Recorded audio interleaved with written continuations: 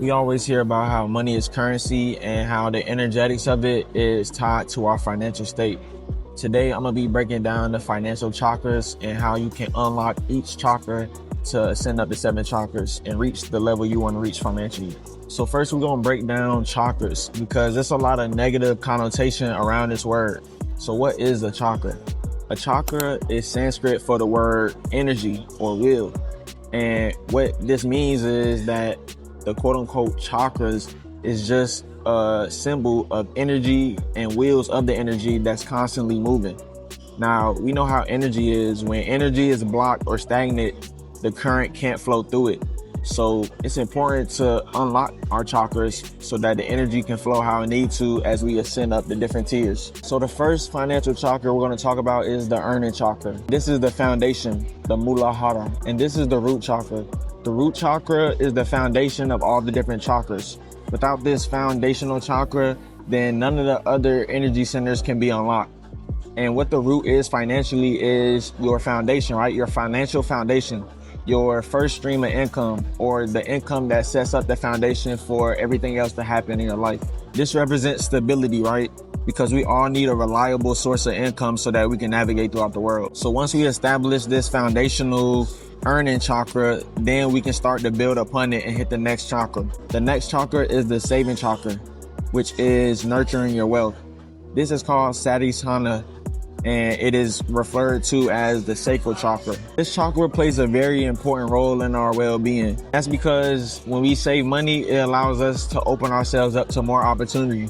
The more money you have saved up, the more things you can do, right? The more ways you can put your money in different places. This saving chakra can look like many different things. It can be strategic budgeting, having a rainy day, emergency fund, and things like that. This allows us to take advantage of different opportunities and begin to put our money in different places. The next chakra is the investment chakra, which is called Manipura. And this is the mirror to the solar plexus chakra. And in my opinion, this is one of the most important chakras that'll take you to the next level financially, because this is the investment chakra.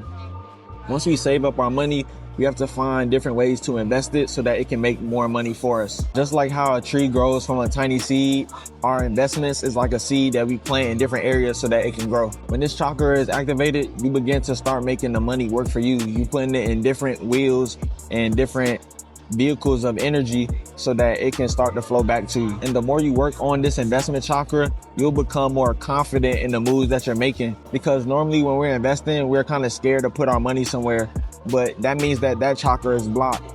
So to unblock that chakra, you have to start to put money in different places so that you can see it grow. Even if you're starting off with low amounts of money, the most important goal is just to put it somewhere so that it can grow. The next chakra is the debt chakra, which is Anahata. This is known as the heart chakra. A lot of people don't speak on it, but it is a major energy shift when we're in debt. Being in debt feels parasitic because you know that you have money that's due. So that puts you in a different mind state, right? It puts you in more of a survival mindset instead of a thrival mindset, knowing that everything's abundant. When you have debt, you always thinking about how you're going to pay it off, when the payment is due, and things like that. So the whole point of this chakra is to liberate as much debt as you can, pay down on the debt so that you can have more energy or more money that's flowing freely. Once we begin to master debt as a tool, we'll begin to have more financial awareness and be more aware of different opportunities. Like, debt is not always a bad thing.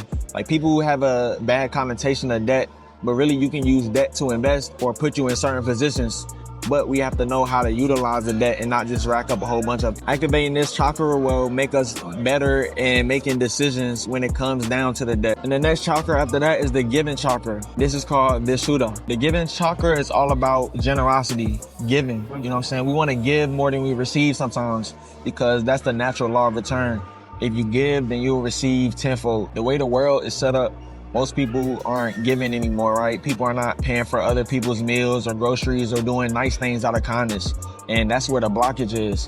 When you're hoarding up all the money, you're basically hoarding your energy and not letting it flow. So you basically keeping it stagnant by holding on to it. We have to give so that we can receive more on the back end. And that also correlates to the law of abundance. One cool way to give is to support causes that you believe in. I like spending my money with people that's doing great things and that's helping out communities. Even like local communities, I like giving And I like adding tips and doing things like that because you never know who you're impacting. And when you impact people in a positive way by giving, you receive so much more on the back end. The next chakra is the Entrepreneurship Chakra, and that's called Ajna. This one is about innovating for prosperity. Once you begin to climb up these ladders, there's going to be more that's required from you from an energetic standpoint. The Ajna chakra is known as a third eye chakra, and that's the vision. And this is why we say chase the vision, because when you have a vision, you're able to see more opportunities and see the far out goals that you wish to obtain. Balancing this chakra will help your intuition when it comes to business ideals and insights that'll help you scale strategically. And the entrepreneurship chakra is not all about starting your own business, right? You can have side hustles or you can help other people with their business. It's all about pouring into your vision and pouring into other people's visions as well. A lot of people work 8 hours a day building somebody else's dream, but they don't spend any hours building their own or their friends around them. And the last one is the legacy chakra. And this is about sowing seeds for the future. This is called Sahasrara, and it's a mirror of the crown chakra. The crown chakra is represented as the stage of pure enlightenment, right? You can't go above it. It's the most powerful one.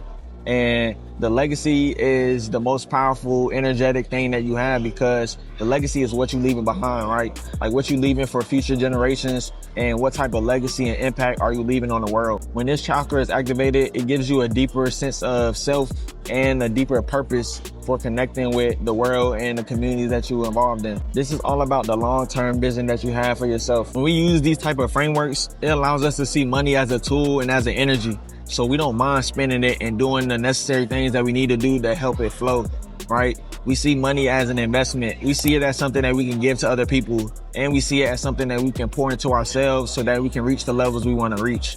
If you're just holding on to the money and thinking of it from a scarcity standpoint, then it's going to be scarce for you.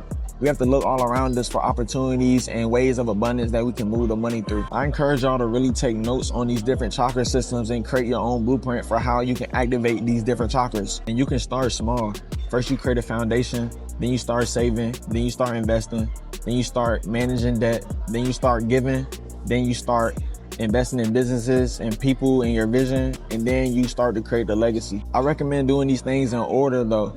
It's okay to work on the different chakras all in one time, but when you really hone in on the foundation and build up, you start to see the rewards even better. If you're trying to learn more about this chakra system, tap into our Substack, The Art of Alignment, and join our SC community where we have like-minded individuals working on these same systems and applying it. Appreciate y'all for tapping in. Peace.